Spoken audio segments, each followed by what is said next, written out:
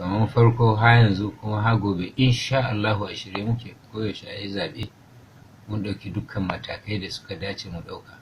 Wasu muna iya faɗa muku amma wasu ba za mu faɗa muku. Kamar wanne to za ka iya faɗa mana?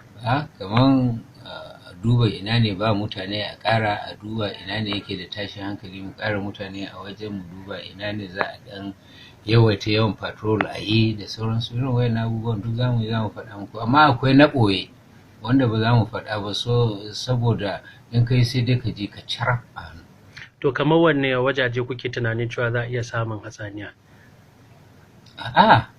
Ba gaskiya magana shine ba mu da wani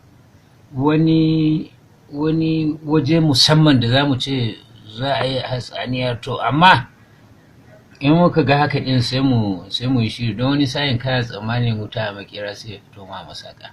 Saboda haka mu duk gabar da yamma, kudu da arewa duk a jere muke, mun shirya insha Allah. To wani mataki da 'yan sanda za ta ɗauka musamman wajen ganin ta yi ɗauki hukunci akan waɗanda aka kama da faɗan daba ko banga siyasa a lokacin zaɓe?